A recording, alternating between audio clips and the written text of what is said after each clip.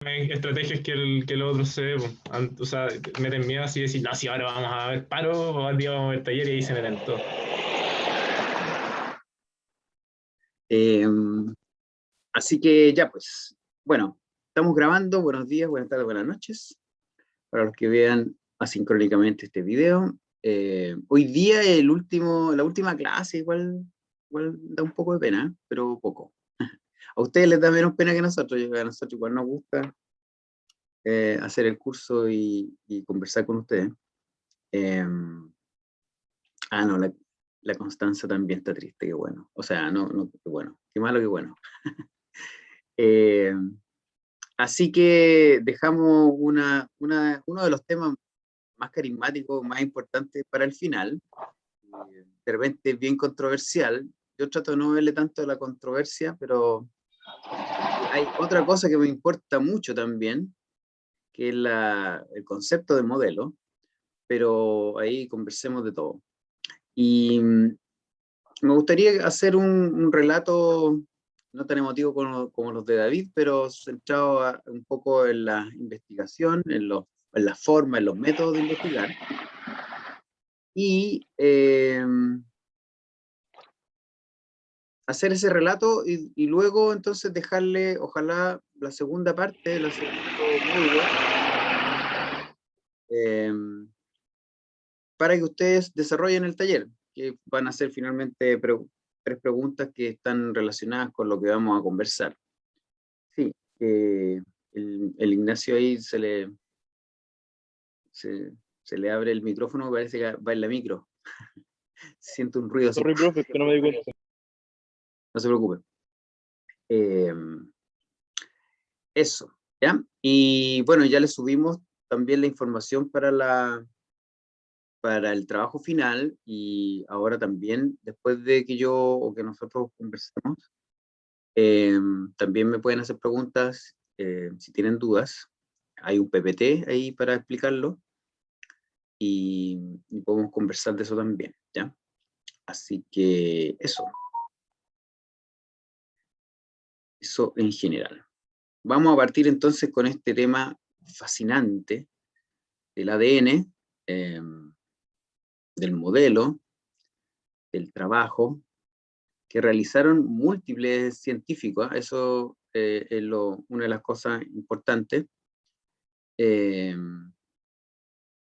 Seguramente algunos de ustedes, o a lo mejor tuvieron la suerte de no, pero algunos de ustedes con suerte conocieron a Watson y Crick como un nombre cuando uno habla de ADN, pero hay muchísima más gente muy importante que aportó al conocimiento finalmente, primero de que el ADN es la molécula que está relacionada con la herencia, y segundo, en cuanto a lo que es la estructura misma, ¿ya? Eh,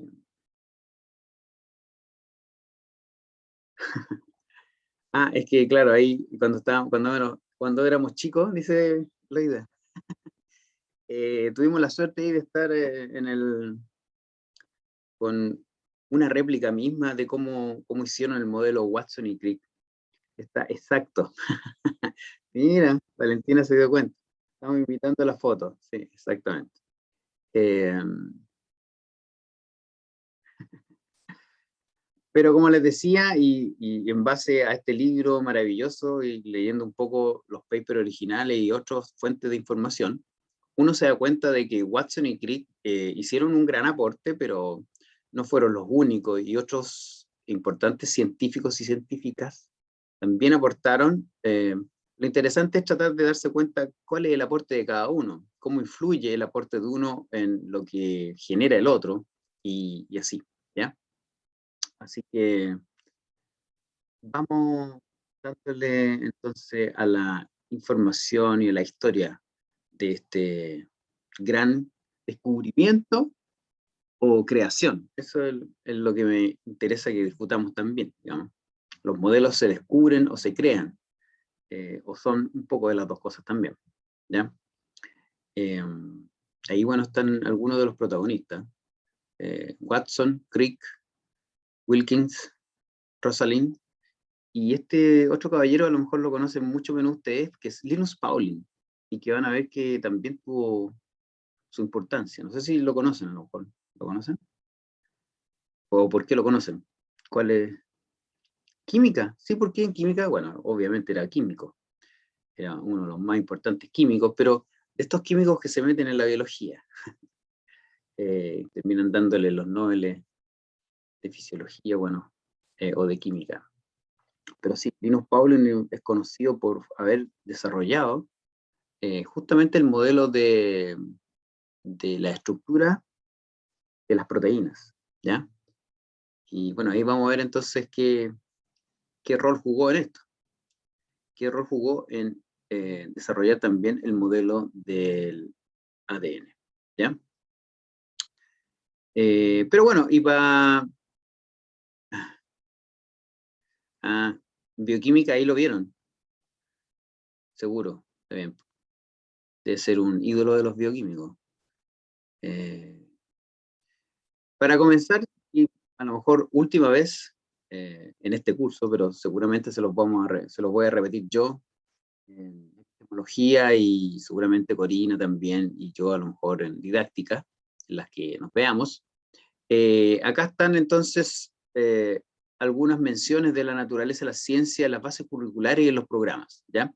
Como para que nunca se les olvide que finalmente también está incluido en nuestro currículum, ese currículum que finalmente, de todas maneras, querámoslo o no, nos da un marco.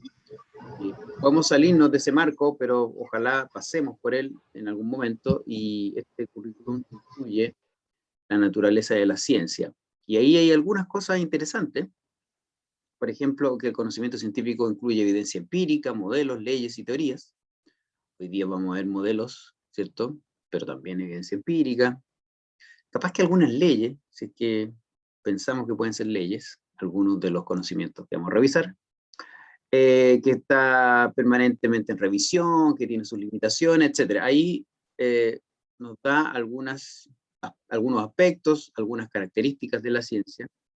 Las bases mismas curriculares, y en este caso creo que más que las bases son un programa de estudio, que bueno, los programas de estudio son para las diferentes asignaturas, pero esta parte es más o menos la misma para todos. Y estas son este es el programa de segundo medio, que es justamente el curso en el cual uno podría ver, o debería revisar ADN así en términos generales, ¿cierto? No mucho más tampoco, no se ve transcripción ni traducción, pero por lo menos la estructura. Y acá está la tabla de este artículo que ya ni me acuerdo si se lo subimos o no, pero hay un artículo que yo escribí hace ya casi 10 años, como pasa el tiempo. Qué impresionante.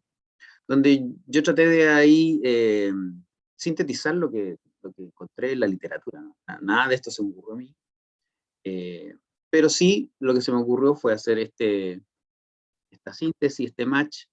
Y claro, a diferencia de Edelman, yo tengo 10 aspectos, Macomas tiene, no sé si 10 también, pero diferimos en algunos, y en las bases curriculares también hay otros.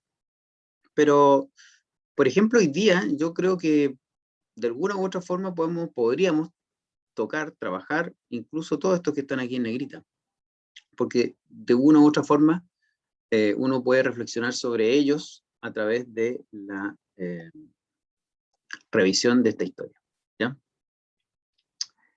Y entonces, siendo muy, muy, muy simple esta revisión, y por eso les decía que ganan ahí sus apuntes, incluso de biología fundamental seguramente, o de biología celular, o de bioquímica, si ya la tuvieron bioquímica, ¿no?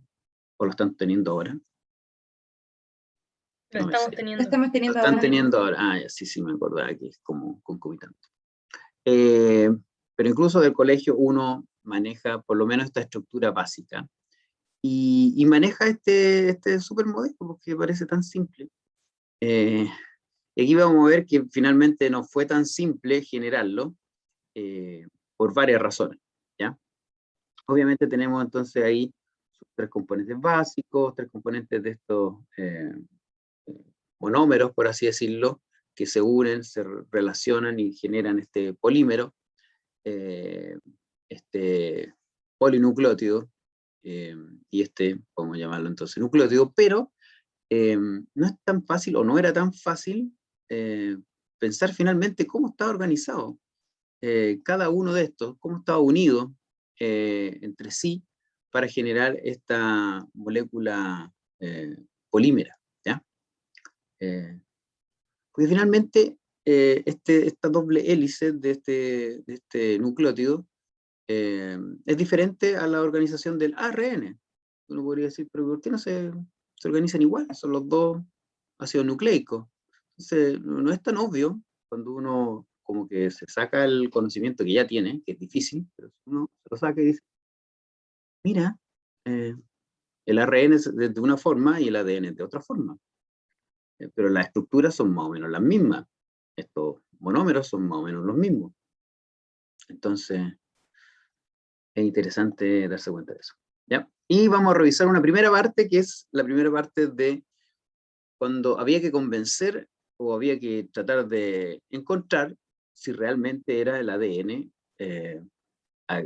digamos, la molécula que realmente transmitía la herencia. O los caracteres, o era parte, digamos, de nuestros rasgos. Y como en algún momento vimos con el trabajo que revisamos de Mendel, de Morgan y otros, ya se sabía, cuando vimos esa clase, ya por ahí por 1915 salió el trabajo de Morgan, ya se sabía que los factores de Mendel no eran algo así como etéreo o filosófico o metafísico, sino que eran algún tipo de partícula que estaba en los cromosomas. Eso incluso sabíamos, o Morgan describió, la ubicación de esos genes que codificaban o nos daban ciertos rasgos, en este caso en las moscas. Entonces sabían incluso dónde está el gen o, digamos, este factor para el color de ojo, está, no sé, en tal o cual, incluso brazo de tal cromosoma. Pero no es lo mismo que saber exactamente cuál es su constitución química. Ya por ahí, por 1920, 1930, ya se sabía que la cromatina estaba formada por dos componentes. ¿Cuáles son esos componentes? Ustedes que saben, en general. La cromatina está formada por...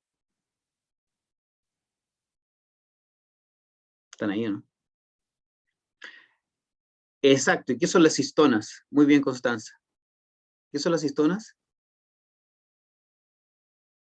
Proteínas. Entonces, habían, por así decirlo, dos principales, digamos, candidatos, ahora hay más, pero en ese tiempo habían dos candidatos a ser, digamos, el material que transportaba esta información. Las proteínas y, digamos, el ADN. Pero a todos los químicos y bioquímicos, no sé si existían bioquímicos, pero o biólogos moleculares, tampoco existían los biólogos moleculares, pero los biólogos de cosas pequeñas, si lo podemos llamar así, les parecía que las proteínas eran mucho más probable que fueran aquel compuesto químico que transportaba la herencia, porque ya se habían descrito que las proteínas tenían diferentes funciones, pero finalmente fue nuestro amigo Griffith quien demostró fehacientemente bueno, que había un compuesto químico real que era capaz de transformar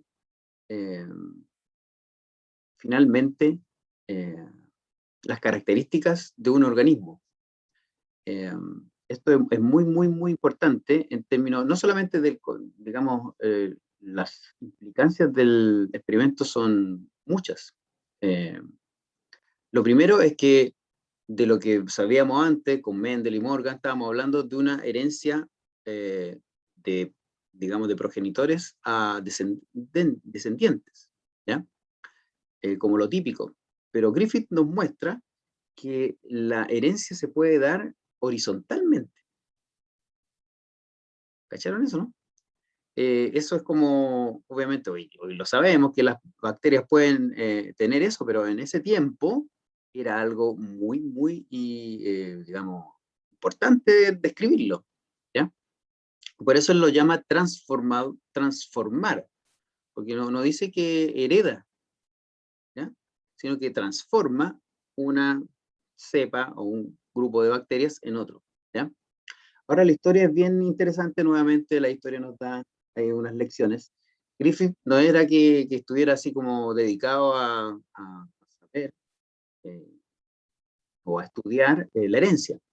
Él estaba estudiando, y ahí como se unen las cosas, él estaba estudiando eh, cómo generar una vacuna para una neumonía que finalmente era la razón de muchas de las muertes de esta pandemia a la cual hacemos referencia cuando comparamos con COVID, ¿ya? La gripe española, justamente de 1918 por ahí, hasta como en 1925,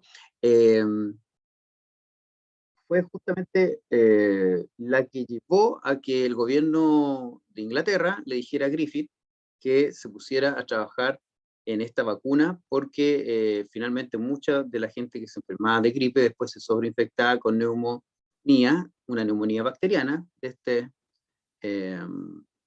de esta bacteria, el Streptococcus pneumoniae.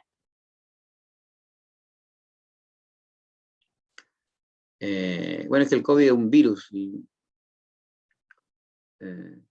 los virus pueden hacer de todo también. Se meten ahí, pero en este caso lo que se estaba estudiando era justamente la virulencia de esta bacteria, cómo hacerla justamente de alguna forma atenuarse, y ahí entonces se dio cuenta nuestro amigo Griffith que había como una cepa virulenta, que era una cepa S que le llamaron, lisa, y que no tenía una capa externa, o si tenía una capa externa, siempre se me olvida. Pero la rugosa justamente era aquella que podía ser reconocida por el sistema inmune humano, y por eso entonces no era mortal, bueno, y tampoco en los ratones de laboratorio. Y la virulenta está como lisa, bueno, por ahí sale. Esta que era lisa, se me olvida que si es lisa, es lisa parece porque tenía, digamos, esta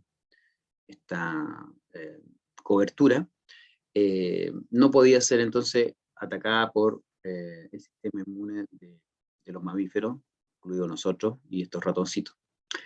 Entonces, en eso estaba nuestro amigo Griffith, cuando finalmente se dio cuenta que incluso si es que él tenía, eh, por así decirlo, casi desechos, porque estaban muertas, aquellas cepas virulentas, y las mezclaba con las no virulentas vivas, se da cuenta que, pum, había una transformación. Y eso, como dice ahí en la diapo, el primer, digamos, aporte que dio es que era ya no solamente una conjetura sobre un pedazo de cromosoma, sino que aquí ya estábamos hablando justamente en ámbitos más bioquímicos o químicos, en términos que tenía que haber un compuesto químico que llevara información como para cambiar un organismo de tener a no tener una cobertura como esta bacteria, ¿ya?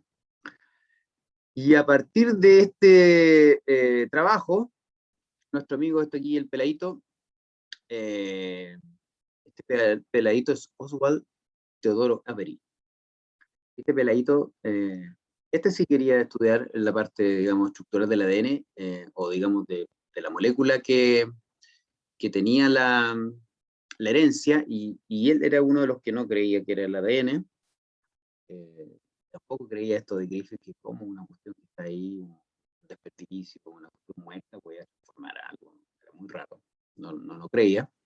Pero como la ciencia trata de que los métodos sean repetibles, él pudo hacer lo mismo porque obviamente sabía cuál era la bacteria, la cultivó, hizo lo mismo que hizo Griffith, y encontró que sí, era realmente verdad.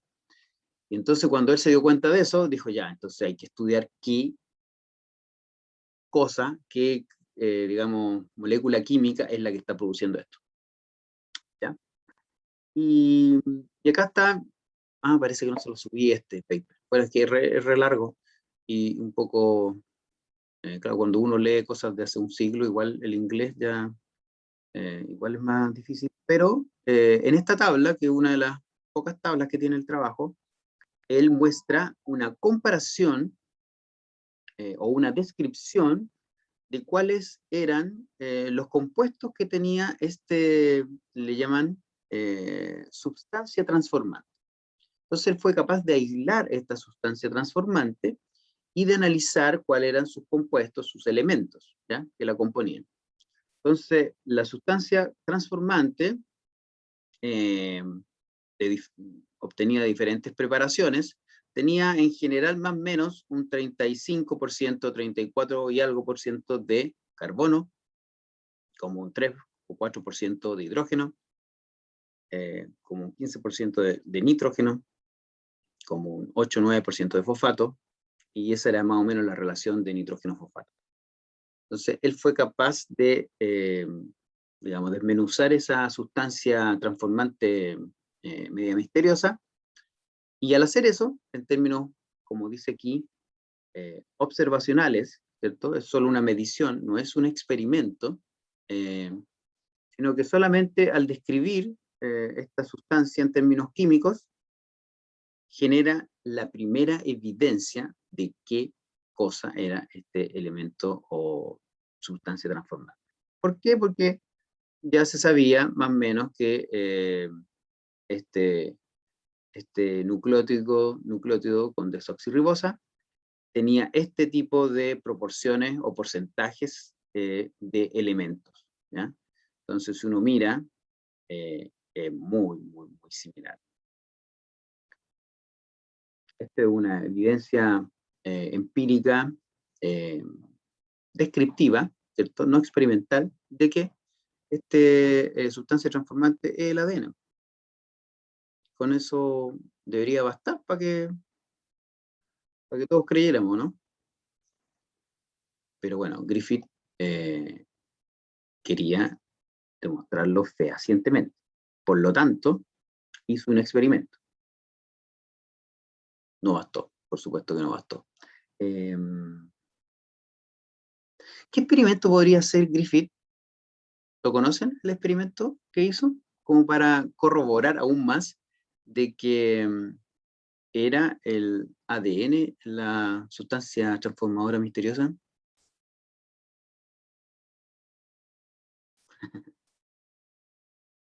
Bueno, sí, pues los científicos somos escépticos. Uno no le cree al tiro de la primera. A lo mejor como tomar este como principio transformante e inyectarlo no sé, pues en otras como organismos, no sé, por a lo mejor algún embrión. Ya. Un embrión de anfibio, alguna cosa así. Ya. De hecho, ese va a ser un experimento que se va a hacer por otros autores o por otros científicos. No cacho nada de experimentos, dice la piel. Pero bueno, lo que hizo nuestro amigo...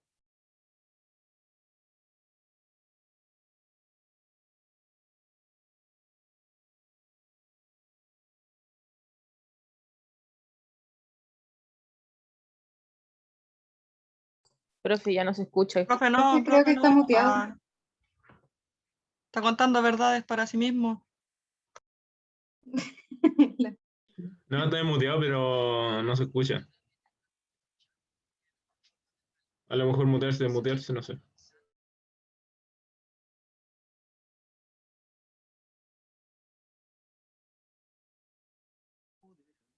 ¿Y ahora?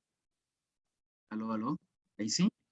Ahora sí, Sí, profe. Sí, profe. Sí, me había muteado. Son cosas de Zoom, ¿no? Son cosas de Zoom.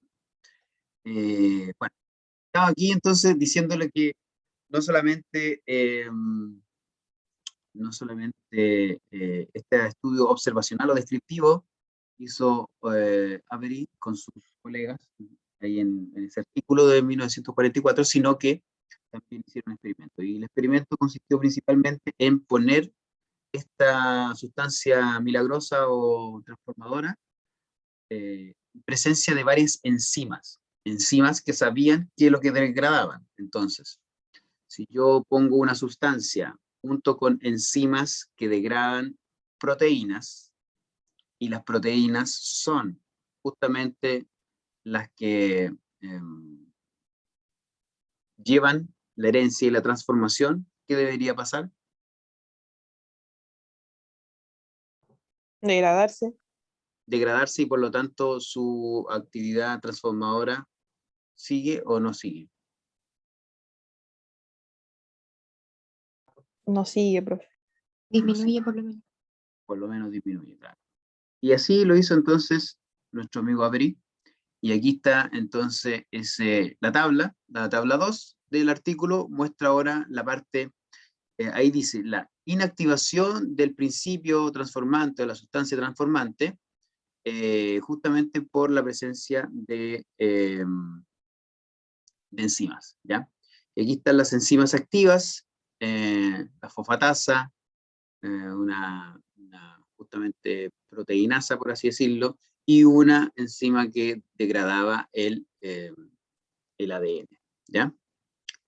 Y bueno, estas enzimas las obtenían de diferentes preparaciones, de diferentes células, de diferentes partes, digamos, de órganos, diferentes órganos.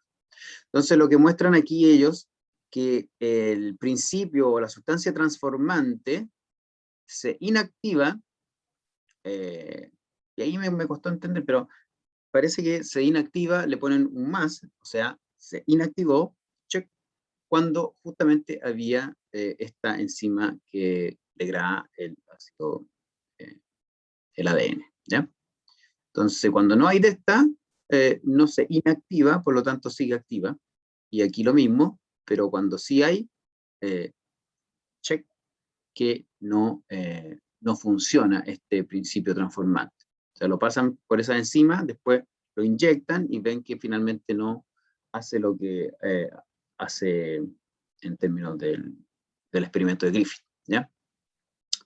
Y aquí está, entonces, les traigo ahí un reporte directamente del paper. Esta es la conclusión 3 del paper, que dice: los datos obtenidos en términos químicos, enzimáticos, serológicos, o los análisis de ese tipo, junto con los resultados preliminares, o sea, de estudios preliminares, electroforesis, ultracentrifugación, espectroscopía ultravioleta, etcétera, indican que dentro de los límites de los métodos, o sea, teniendo ciertas limitaciones, la fracción activa no demostrable, no tiene, digamos, como evidencia demostrable de que sea proteínas, ni lípidos, ni cualquier otra cosa, y consiste principalmente, si no solamente, en un altamente polimerizado viscoso forma de ácido desoxirribonucleico.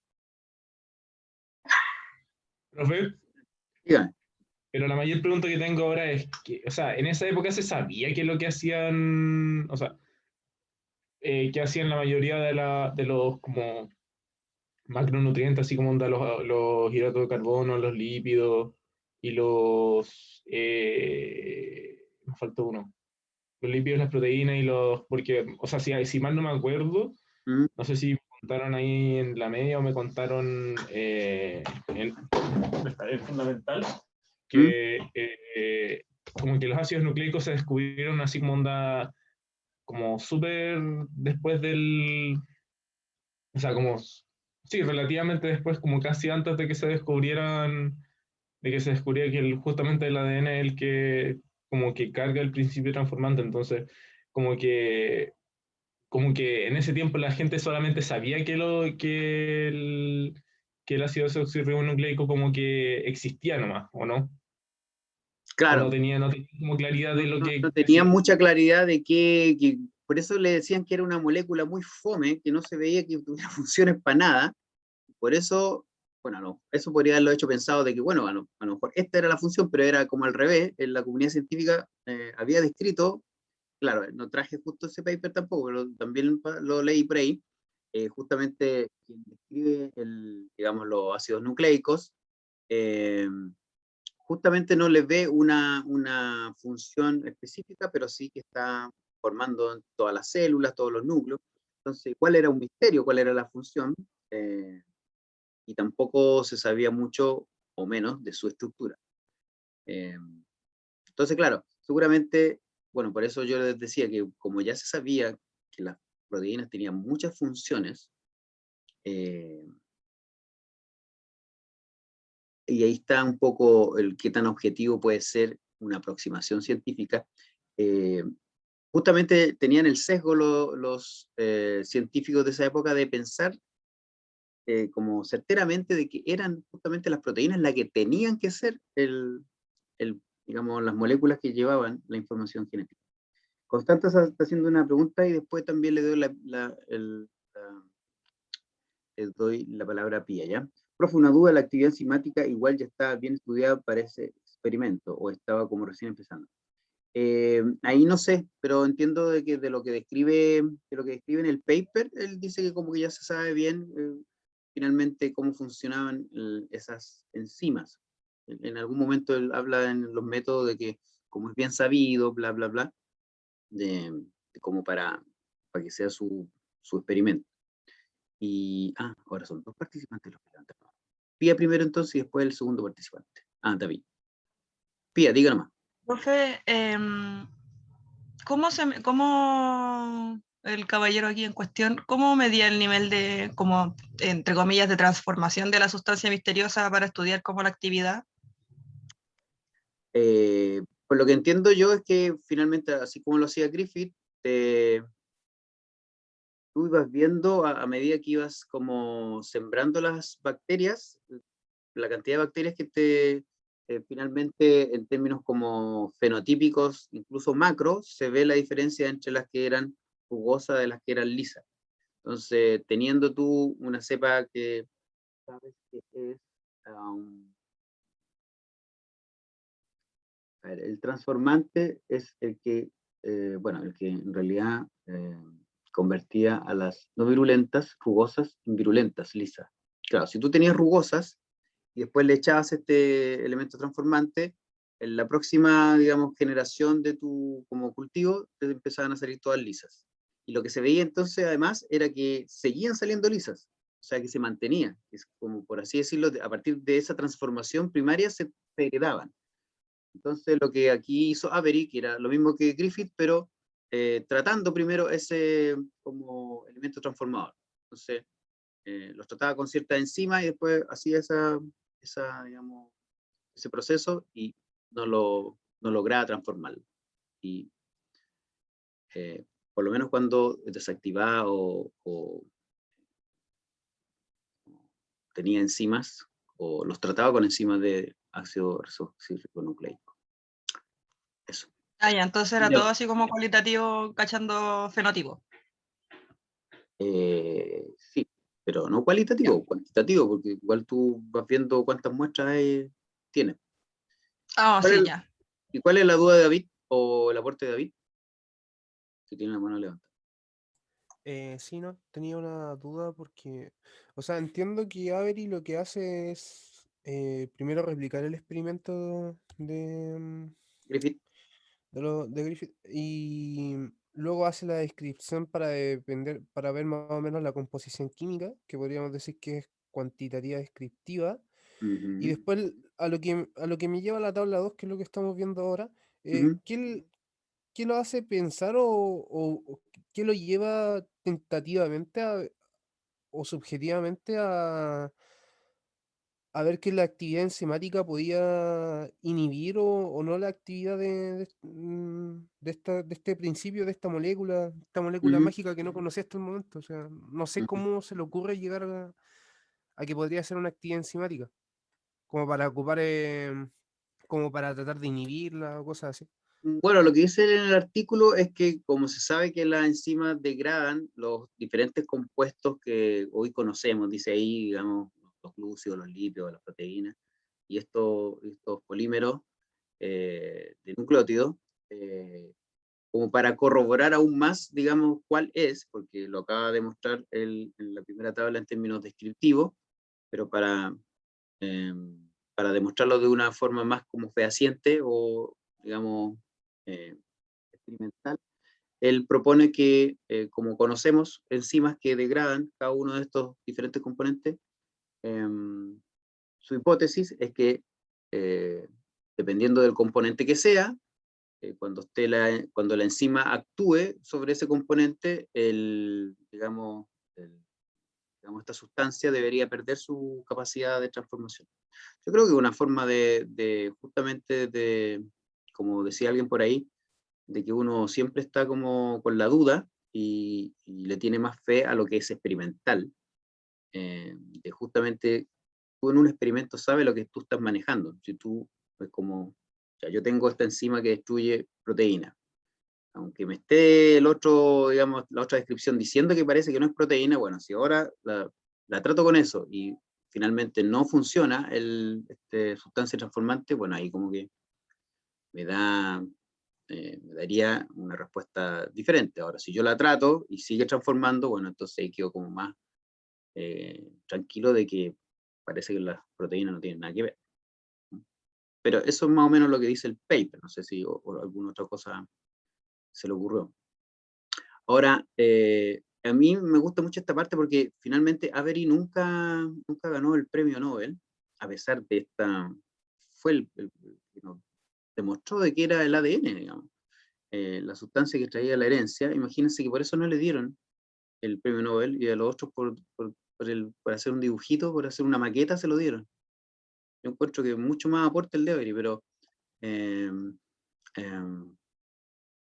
finalmente nunca recibió el premio Nobel, dice este libro, y en otras partes que yo he leído, porque en la comisión del premio Nobel, digamos, de la parte de química y, bueno, no sé si era química, debe haber sido química o fisiológica, se dice que todos los que estaban ahí pensaban de que eran las proteínas los que te llevan en la herencia. Entonces era como para hacerle la guerra a Avery, que realmente no le dieron nunca el premio Nobel, y cuando ya se lo querían dar, después murió en un bombardeo en la Segunda Guerra Mundial.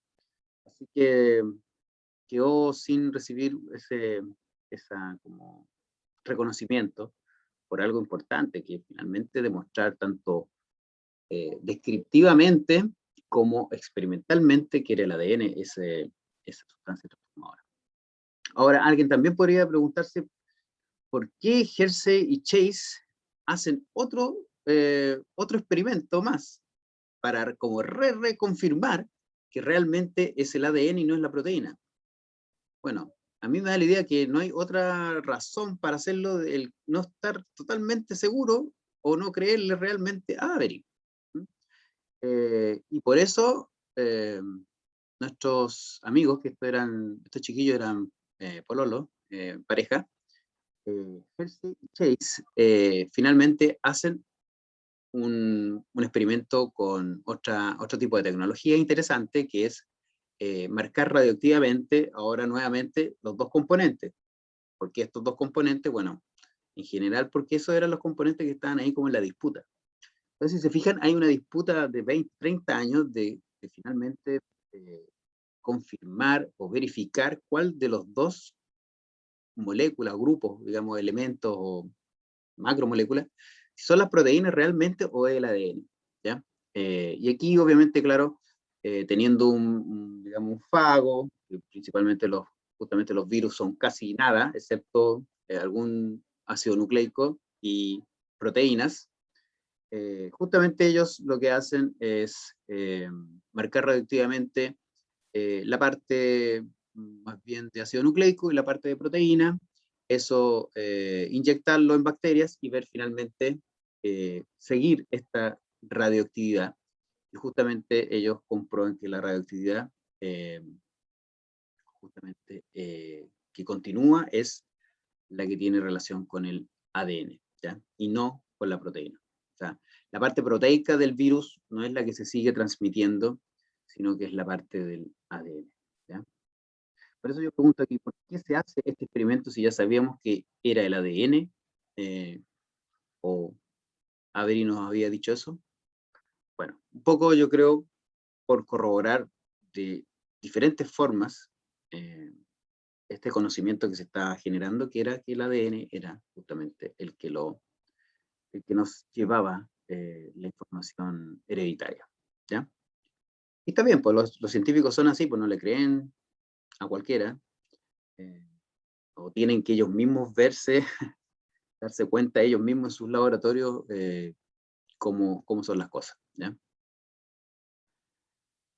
Esa es la primera parte, entonces, de esta historia, que es realmente darse cuenta de que el ADN es la molécula o la macromolécula que tiene la herencia. Ahora, habían algunos que todavía no podían creerlo, porque es tan fome el ADN. Es un polímero de un puro monómero. O sea, ¿cómo va a tener una estructura que va a posibilitar de que se transfiere información? Eso es lo que no se entendía. Bueno, y ahí empezó entonces la segunda parte de esta historia, que es la carrera por descubrir, generar, crear el modelo de esa estructura del ADN. Y es muy interesante, en todas partes, digamos, que yo he leído, hablan mucho de este libro, que yo he estado mirándolo, que es un libro de un físico, de Schrödinger, que este físico se le ocurre ponerse a hablar de qué es lo que es vida, ¿ya? Y bueno, porque en ese tiempo, sí, no sé si es el mismo del gato, parece que sí, es muy loco.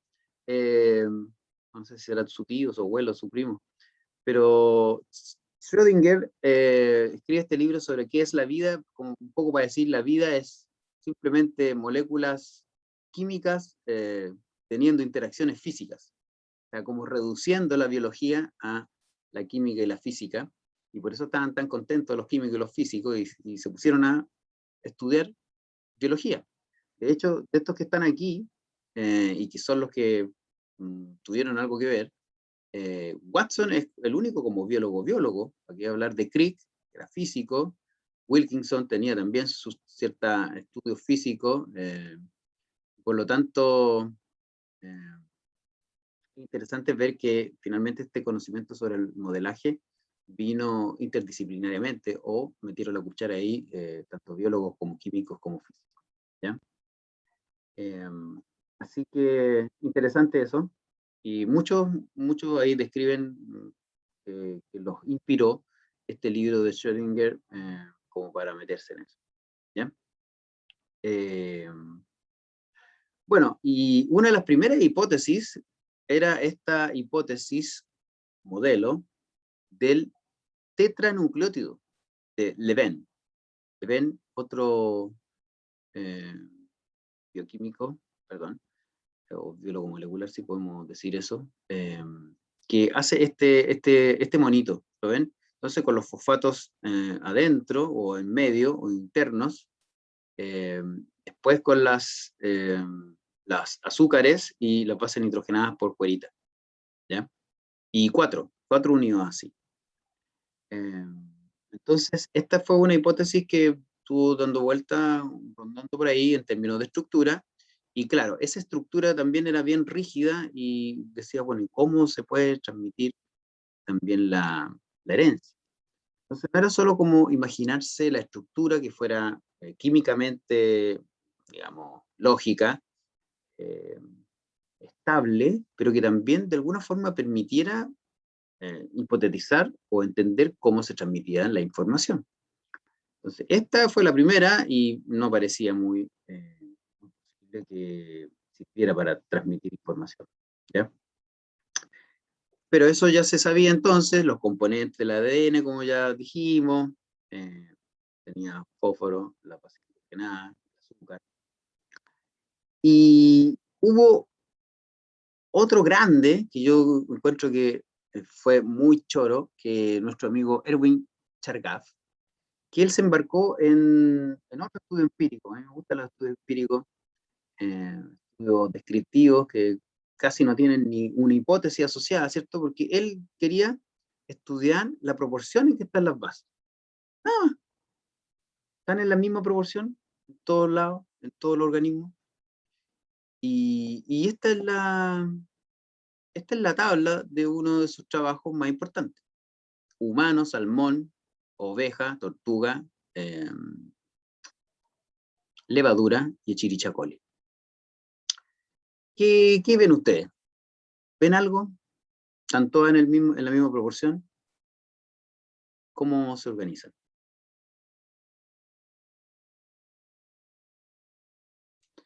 De a pares, dice Pía. ¿Cuáles son esos pares? ¿Ven?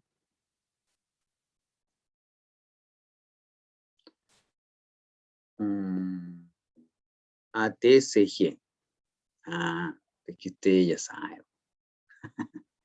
Mire, tenemos en humano 30% A, casi 30% T, casi 20% C, casi 20% G. ¿Ya? ¿Me siguen? Pero miren Escherichia coli.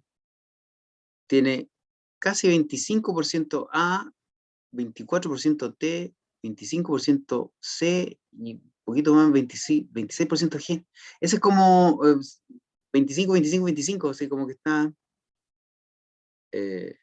David dice que las proporciones son similares. Aquí no la veo tan similar, po. Aquí la veo como similar de todas las bases nitrogenadas, como similar entre todas ellas.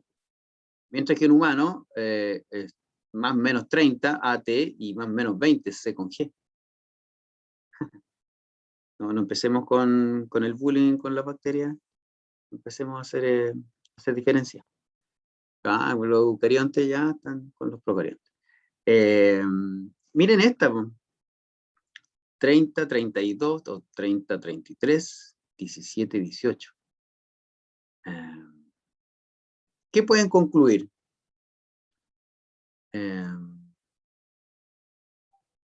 ¿Son iguales en todos los organismos estudiados, las proporciones? ¿Sí o no? O sea, no son iguales, pero mantienen esta proporción de como proporcionalidad entre las mismas, o sea, entre como estos pares de bases, pero no necesariamente dentro de lo que vendría siendo como el total o entre especies. Ya, o sea, como por ahí dijo, ¿quién dijo? Pía. Como dijo Pía, hay una cierta proporcionalidad entre ciertas pares de base que se mantiene, pero no necesariamente es igual en todos los organismos. ¿Cierto?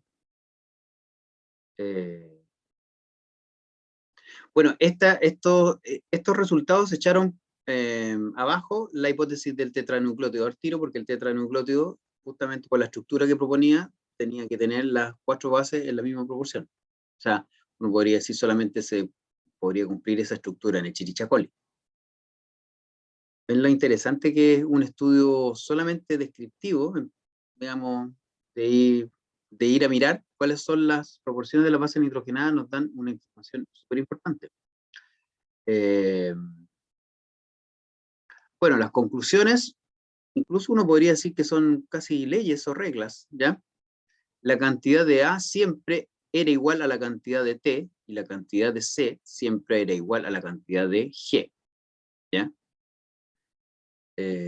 Pero la cantidad de bases varía entre especies, ¿ya? Son diferentes, pero no entre individuos de una misma especie. Entonces, de este estudio simple de Chargaff, se sacaron por lo menos 3 leyes, o 3 reglas solamente, sobre la estructura, o no sobre la estructura, sobre la composición de las bases nitrogenadas y de, entonces, el ADN. Ya, voy a ir apurando para no quitarles más tiempo. Bueno, y entonces todo esto ya se sabía cuando entran a la palestra nuestro amigo Wilkins y nuestra amiga Rosalind Franklin.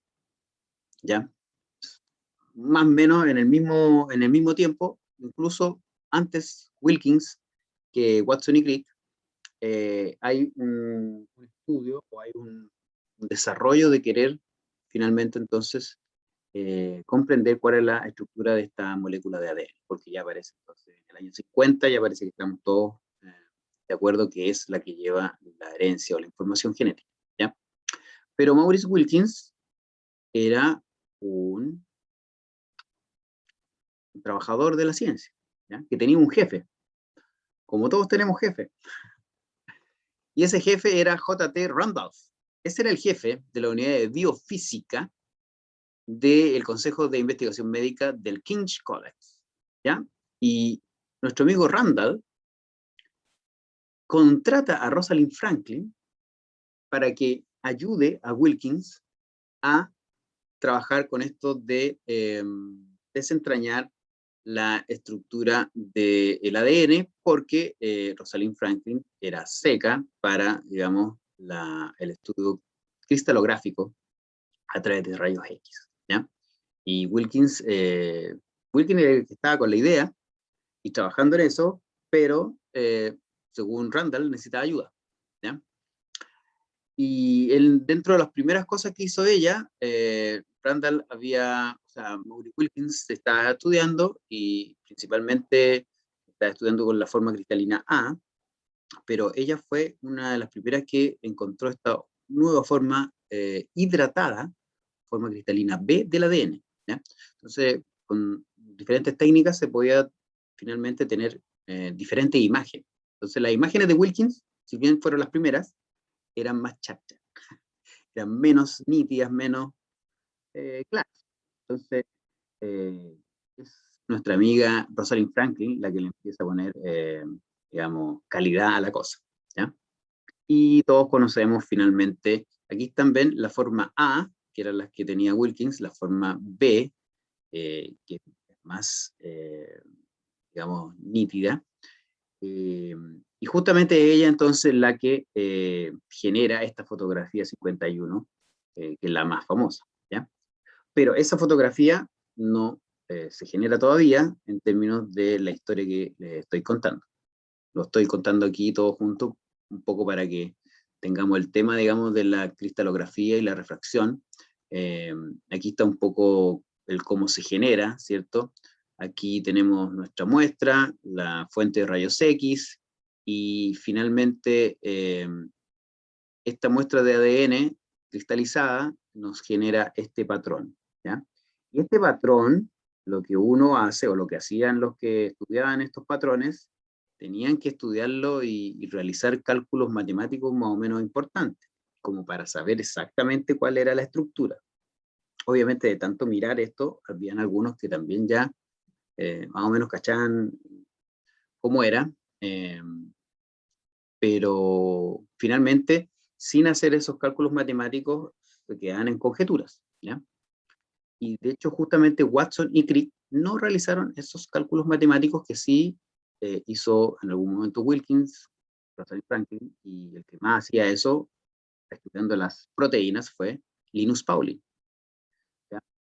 Entonces, tenemos por un lado entonces este tipo de estudio, esta metodología, que era justamente ver las imágenes que se generan a partir de pasar rayos X a través de cristales de ADN, ¿ya? Y estas primeras fotos, antes de que llegara Rosalind Franklin, incluso Wilkins ya la había mostrado en algunos como charlas, en el seminario, y en una de esas lo fue a ver Watson, ¿ya? Watson estaba en Italia, haciendo ahí una pasantía, creo que ya había terminado el doctorado, claro, y Watson quedó súper metido con una de las fotos que mostró Wilkins, y entonces quedó tan metido que se fue de Italia a Inglaterra, a un laboratorio cercano, de una universidad de la competencia de Wilkins, y cuando llega a ese nuevo laboratorio se encuentra con Crick, y ahí hacen buenas migas y empiezan los dos a trabajar. El taller sí, es en grupo, pero ojalá grupos pequeños, no más de 2. que piensen harto. Si no, piensa uno, ¿no? Y entonces Watson empieza a trabajar con Crick en desentrañar, digamos, la forma de esta molécula, y se le ocurre justamente si no será posible de que el ADN también tenga una forma de hélice, ¿ya? Entonces a ellos se le ocurre un poco haciendo la analogía con lo que ya había descrito Pauling con las proteínas, y ellos, tanto ellos como Wilkins ya pensaban de que podía tener una forma de hélice, ¿ya? Diga, David. No, era justo lo que dijo ahora, que pensaba que el primero que había dicho eso era Wilkins, pero como abajo decía que lo habían hecho Watson y Crick. Ambos, sí, claro, ambos tenían esta idea de que podía ser en hélice, lo que igual uno dice, en hélice, pero esta era una hélice en general. Entonces acá era doble hélice, triple hélice, ¿cuántas hélices eran? Eso era lo que tampoco se sabía. Bueno, para ir cerrando la historia, bueno, están muertos de miedo Wilkins, Watson, Crick, todos, porque Linus Pauling cambia digamos, su línea de investigación y empieza a investigar el ADN. ¿Ya? Él está ya era seco de las proteínas, la estructura, la psicomencional también y todo. Imagínense cuando uno cambia de línea, que uno de repente le dice, oiga, ¿por qué cambia de línea de investigación? Si usted siempre ha estudiado tal cosa. O su línea de investigación no es muy clara. ¿Ah? ¿Qué está investigando usted? Bueno, Linus Pauling se metió y con Robert Corey mostraron, y aquí están los cálculos matemáticos que yo les decía que ellos hacían y que Watson y Crick no hicieron nunca, pero propusieron una estructura de triple hélice. Así que nada, pues el paper fue publicado, pero nadie les creyó mucho. Y un poco antes de que saliera el paper publicado, también se propuso una triple hélice por parte de nuestro amigo Watson y Crick, y que de hecho se la presentaron a Wilkins, Franklin y Gosling. Y claro, porque finalmente Rosalind Franklin también hizo una exposición, no todavía tanto la foto 51, pero otras fotos, y ahí nuevamente Watson la abordó, habló con ella, le dijo que, pucha, que ellos tenían un modelo, porque ya están seguros de que era helicoidal y tenían un modelo. Y entonces los invitaron, y fue Franklin, Wilkins y Gosling, y no, peor cara tenía Rosalind. Dijo, no, ¿cómo tan? No. Le hizo pedre su modelo, le hizo darse cuenta que en términos químicos incluso tenía errores garrafales, y no podía sustentarse ese modelo. Y nada, pues estos dos quedaron al gato. Entonces, pero bueno, el gran Pauling había cometido el mismo error, así que tampoco era... Y bueno, y finalmente viene esta descripción o obtención de esta maravillosa foto, y que entonces es esta foto, y ahí está toda la controversia, es que cómo llegó la foto a Watson y Crick. Entonces, algunos dicen que claramente fue que Wilkins estaba ya chato con Rosalind Franklin, se llama mal, y entonces la foto, en vez de colaborar con ella, teniendo las fotos, se las mostró a estos otros dos que les caía mejor, y ahí finalmente a ellos se les ocurrió el modelo.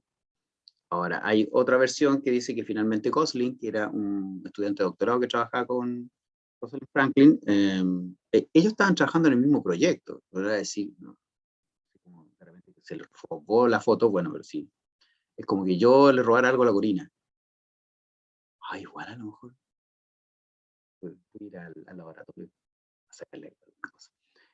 Igual estaban trabajando más o menos juntos en el mismo proyecto. Acuérdense que él siguió trabajando con otro tipo de cristalografía, otro tipo de fotos. Pero finalmente, lo que se sabe hoy en día que son Watson y Crick, no Wilkins, los que al ver la foto, de alguna forma se iluminan, por así decirlo, y generan este, mira, se parece a una foto mía, este modelo. ¿Sí? Diga nomás. Si alguien quiere por ahí hablar, me dice nomás.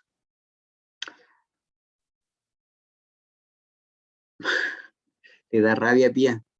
Bueno, pero si finalmente también en esa época, también las mujeres eran súper poco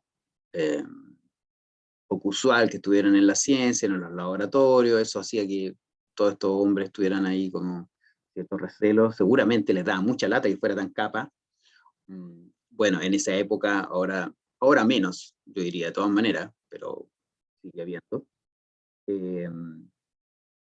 Pero yo diría que en el fondo no hay una... Bueno, Watson igual no es un tipo muy buena onda, ya se ha escrito y gente que le ha dicho que ha dicho que deberían quitarle el Nobel. Pero finalmente igual se le ocurrieron varias cosas que no tienen tanto que ver con la foto, en términos de cómo generar ese modelo. Una de las cosas principales que se le ocurrió a Crick, por ejemplo, fue que esto de que una hebra tenía que ir para un lado y la otra tenía que ir para el otro. Y finalmente fue Watson el que también se dio cuenta de que tenían que ir las bases nitrogenadas enfrentadas, las que eran diferentes, la que tenía 2 anillos por la de 1, la que tenía justamente 2, 1, 1, 2. Y ahí justamente también le hizo sentido el dato que ya sabía. ¿Ven? Entonces, algo se me ocurre a mí, en términos estructurales, y después me doy cuenta que tiene sentido en términos empíricos, porque Chargaff ya había descrito eso. Entonces, me gusta mostrar de que todo lo que ellos fueron construyendo, obviamente tiene una parte de creatividad y de ser muy inteligente, pero muchas cosas también son gracias a lo que ya se sabía, ¿ya? O que hace sentido a lo que ya existía de evidencia, ¿ya? Así que aquí está, este es del paper. Esto es lo que mostraron ellos en el paper. Esta cuestión, este dibujo. ¿Ah? Ellos publican un paper en Science con un dibujo y se ganan el Nobel por un dibujo. Así que pónganse a dibujar los modelos. Y de hecho, contenía algunos errores. Ya, obviamente la injusticia de no darle el Nobel, igual que Avery, es porque Rosalind lamentablemente murió muy joven, o sea, murió antes de 40 años por un cáncer. En general, el Nobel nunca se da cuando algo se publica el paper, con suerte 10 años después, que se reconoce la importancia de eso, y de eso no tiene nada que ver Wilkins ni ninguno de los otros. Y si ustedes se fijan, yo les subí los 3 papers. Los 3 papers están publicados en la misma revista, seguidos, y hay un paper de Wilkins, un paper de Rosalind Franklin con Gosling, y el paper de Watson y Crick. Y yo diría que son los 3 muy importantes. A lo mejor los más importantes son los de Rosalind Franklin, que pone ahí su foto, y el de Watson y Crick, que muestra el modelo. O sea, Watson y Crick en una parte dice que la foto es de ellos, ni nada de eso, y aquí traje justamente, a mí no me interesa reivindicar realmente a Watson, porque me cae re mal, pero como Crick no me cae tan mal, y para que no se piense de que había una rivalidad tan grande, ellos le dan las gracias, los agradecimientos, justamente a Wilkins y a Franklin, o, digamos, trabajadores, colaboradores como Gosling, ¿ya? Y como les decía, están los 3 papers en el mismo... Lo malo es que nosotros le demos más importancia a una cosa que a otra. Hoy en día ya en los libros de texto, ya yo diría en los últimos 5 años, ya Rosalind Franklin sale de todos lados. Pero hace 20 años siempre se hablaba de Watson y Crick. Entonces, me parece importante reivindicar no solo a Franklin por ser mujer, sino a Franklin por ser un trabajo empírico, que a lo mejor ella no desarrolló tanto en términos como teóricos, pero sí de una base empírica, digamos, invaluable para que a estos otros 2 flacuchentos se les ocurriera o les hiciera sentido este ya segundo modelo, porque ya el primero de 3 hélices no le había funcionado. O sea, en una balanza, yo creo que por lo menos son bastante parecidos la evidencia de datos como de creatividad. Bueno, a veces uno piensa que la creatividad es más importante incluso que los datos. Eso. Parece que Watson está vivo todavía. En el video que les subí, que de hace como 5 años, estaba ahí vivito coleando todavía y se ha mandado unas declaraciones más o menos malas. Justamente racista y mala onda. No vamos a decir que todos los científicos son buena onda. Ahora, ¿qué es lo que este modelo de ADN representa del ADN? ¿Qué es lo que este modelo de ADN no representa del ADN? Diga nomás. Esto es solo una última diapo didáctica, por así decirlo. ¿Alguien quería decir algo?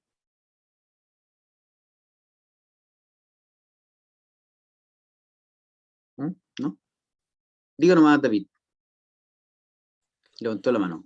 Es como es un modelo, como dice como se le define también, pues una representación de algo que está en la naturaleza, pero que no representa en general su función, como una representación gráfica de algo. Ya, sí. O sea, uno, en didáctica me imagino que lo vamos a ver, lo van a ver. No sé si la didáctica que están haciendo con Corina ya lo ven, pero de aquí a que salgan vamos a hablar de modelos y de enseñarse a través de modelos. Pero yo no sé si lo ven. Bueno, en epistemología lo vamos a ver desde el ámbito científico. Hay diferentes tipos de modelos. Este modelo podría ser un modelo a lo mejor gráfico o, digamos, estructural, como dices tú, pero en el fondo tiene una gracia que no es solo eso, porque la forma que tiene, la propuesta de forma, también lleva a una hipótesis de cómo se replica. Entonces, eso es lo más interesante, que es un modelo claro, que nos representa cómo debe ser esa molécula, pero además nos da luz de cómo funciona esa molécula. ¿Ya? Y bueno, y los modelos en ciencia tienen como diferentes funciones. Puede ser solo representar, puede ser justamente explicar una función, e incluso a partir de eso también debería poder servir para predecir diferentes cosas. ¿Ya? Por eso aquí entonces, ¿qué es lo que este modelo de ADN representa? Su estructura, su forma, incluye diferentes tipos de átomos, distancia entre los giros, dirección de la polimerización. Bueno, o sea, hay varias cosas que deja claro el modelo. Y yo diría incluso eso de que nos dice cómo se replica. Y no muestra los enlaces específicos, muestra que el ADN tiene colores. Bueno, átomos pegados, este pedacito es el ADN, como que ya es el ADN. No muestra la historia detrás de su creación. Claro.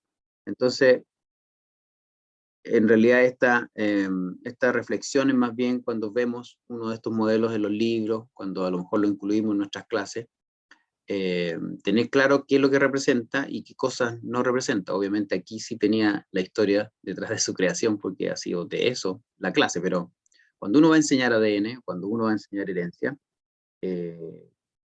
ojo con lo que representan los modelos en términos científicos y también en términos didácticos.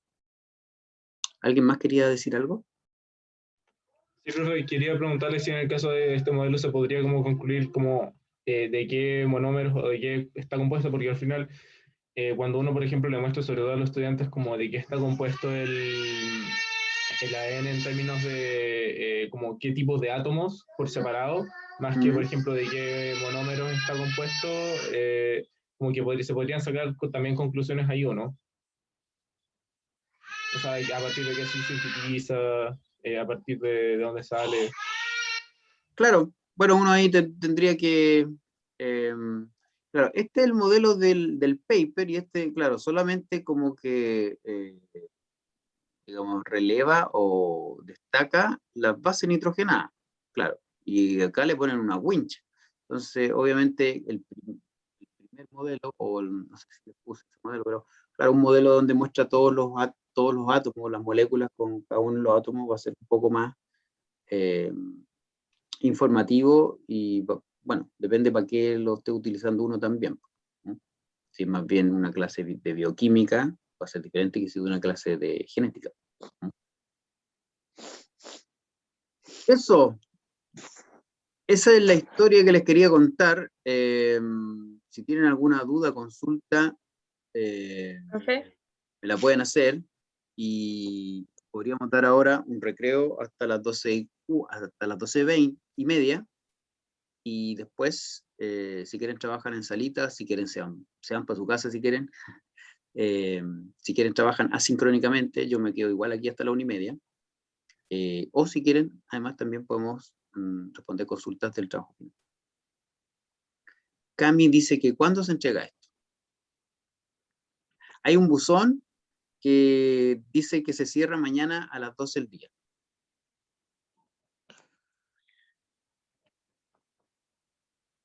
Y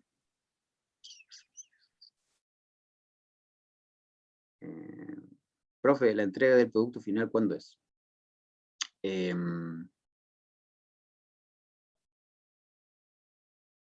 Bueno, ya, pueden hacerlo, pero máximo 3. 1, 2 o 3, pero no 4, porque ya 4 es mucho. ¿Ya? Si son 4, mejor me lo hacen de 2. 2 y 2. ¿Ya? La entrega, mira, la próxima semana tenemos planificado con el profe David que ustedes pueden hacernos consultas, mostrarnos a lo mejor lo que llevan, con la idea, o sea, lo antes posible. Eso. Yo les voy a... ya lo hice. No, eso lo hice en otro curso. Se me confunden los cursos. Yo les voy a compartir un Excel ahora, en este recreo, ahora el tiro lo voy a hacer, un Excel para que ustedes se anoten cuándo quieren presentar. La idea de nosotros es que puedan presentar ustedes en la semana, no la próxima, sino que la que viene después y en la otra que viene. O sea, la próxima semana, espera, solo para dejar claro la fecha, la próxima semana, 25 sería como de consulta, de ayuda, de todo lo que necesiten, y expondrían el 2 y el 9, ¿ya? Entonces vamos a subir un Excel para que ustedes se pongan cuándo quieren exponer. Cualquier problema que haya en esa exposición, que se le cae, lo que sea. Por último, también nos pueden enviar o podemos hacer un drive para que ustedes suban la presentación, el video de su presentación, pero pensamos que es bueno que pongan para que todos los que estén presentes puedan ver todos los trabajos. Pero eso sería como el calendario. 25 consultas, 2 primeras exposiciones, 9 exposiciones finales, los que queden. Diga. No, era eso lo que era el debate que está ahora en el chat, era prácticamente si es algo grabado o es una presentación o ambas dos. O sea, también estoy así como con crisis porque me hayan dicho mis compañeros, no, sí, un video, pero ahora dijo es presentación y estoy como, la verdad no sé en qué estoy. Miren, el año pasado hubo paro. Entonces el año pasado tuvimos como un mes sin clase. Fue diferente, estábamos recién como manejándonos, no estábamos en Zoom, estábamos en Meet. Entonces eran varias condiciones diferentes que nos hizo finalmente con el profe David pedirles que mandaran un video. O sea, finalmente hicimos un drive y ahí subieron los videos con las presentaciones. Pero nosotros vemos que finalmente en este momento, con estas, digamos, condiciones, se podrían hacer exposiciones y si no se alcanzan a hacer todas las exposiciones en esos días, se pueden mandar. Chat en crisis.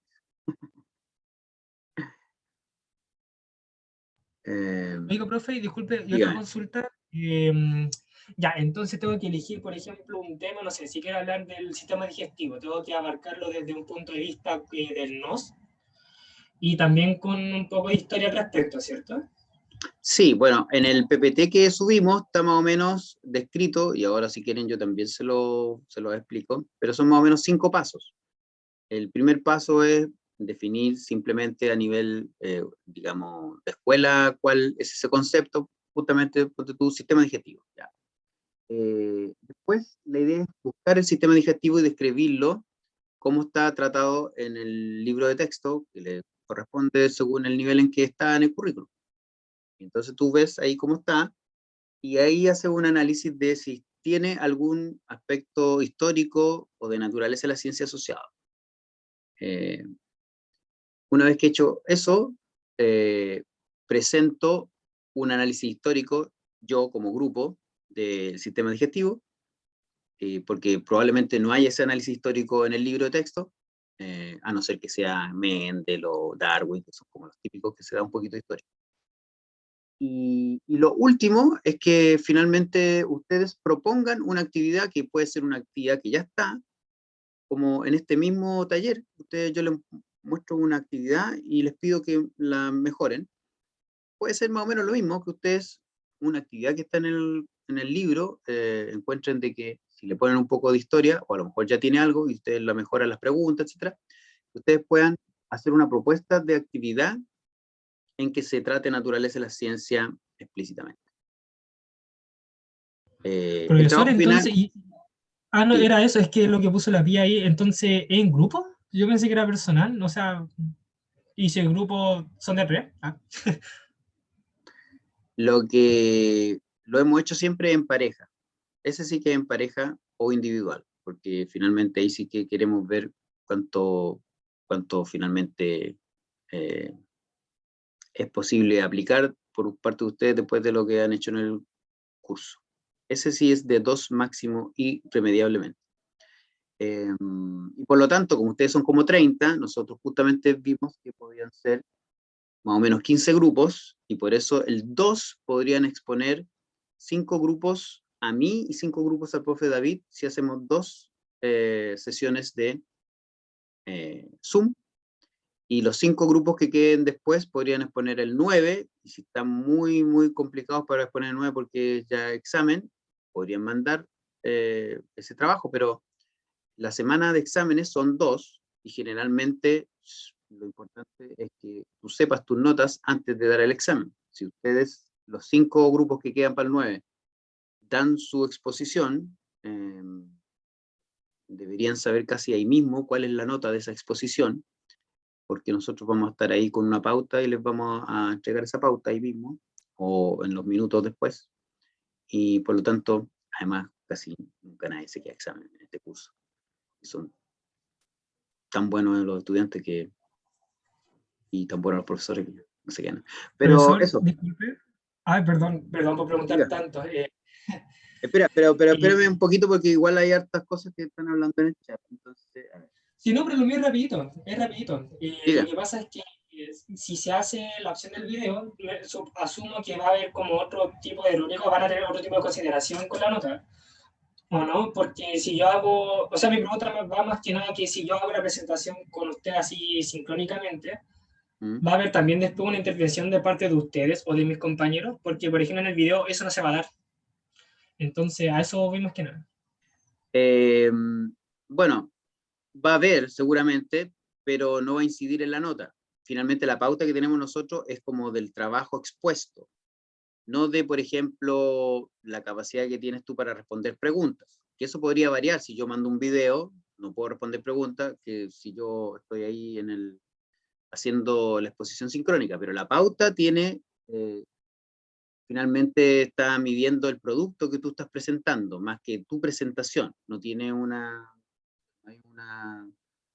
indicador que dice que expone, bueno, incluso si manda el video sí se podría hacer, pero no hay un indicador que tenga que ver con cómo responde preguntas, ni nada de eso, que es lo que puede ser diferente si tú expones sincrónicamente versus si manda el video, que también va a estar exponiéndolo.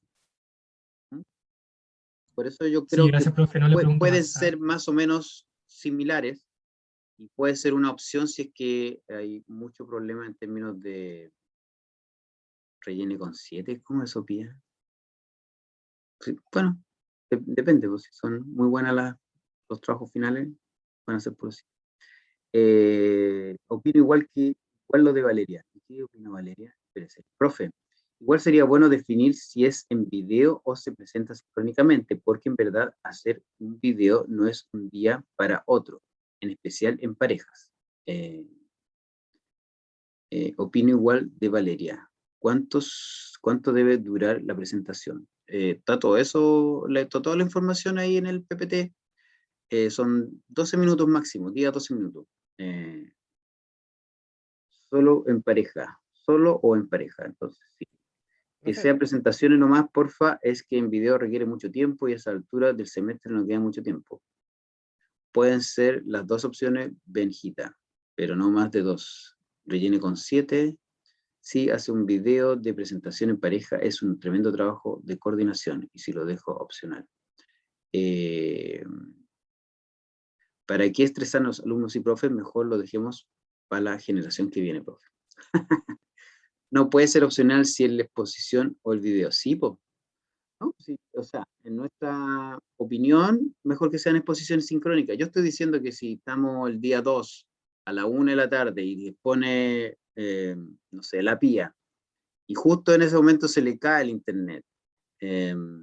Bueno, si tú dices que mucho trabajo hacer un video, bueno, por último podríamos ver otro día que no fuera ese, o en otra hora, en ese mismo día que nos expongan. Si a ustedes le complica más hacer un video, ya no tenemos ningún problema en estar en otro momento mirándolos. Al revés, para el que sea más fácil hacer un video, porque tiene, por ejemplo, mala conexión en general. Que nos manden el video es como una opción, o como una alternativa.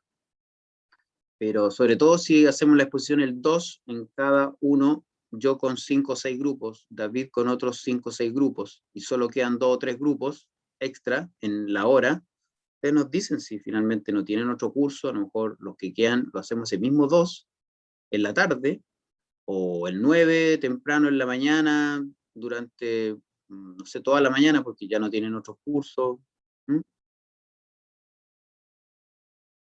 No se estrese, Constanza.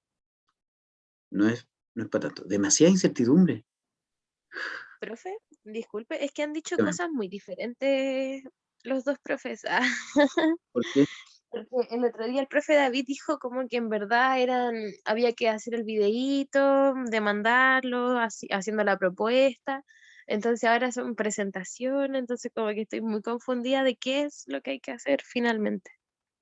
Ah, bueno, lo que hay que hacer es lo que dice todo el material que subimos el martes, con la pauta, el video, y que finalmente, claro, a lo mejor el profe David les contó más o menos lo que hicimos el año pasado, pero conversando después nos dimos cuenta que era mejor, y por lo que ustedes me están diciendo parece que sí, que sean presentaciones.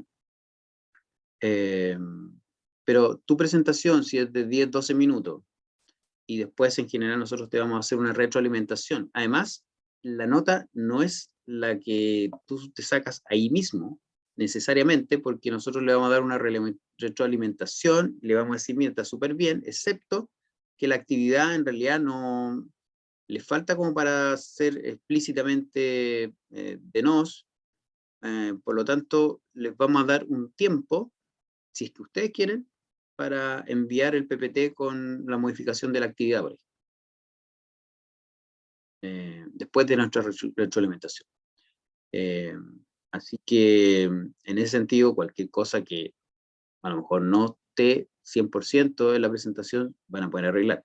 Si alguien me dice que en realidad está súper estresado porque tiene como 800.000 ramos porque no puede hacerlo más, también la presenta y se queda con esa nota que nosotros digamos, le damos ese día. No, lo que estamos tratando de hacer es darle más opciones, no se compliquen por eso. Si finalmente a alguien le hace más sentido hacer un video, no tenemos ningún problema de recibir ese video.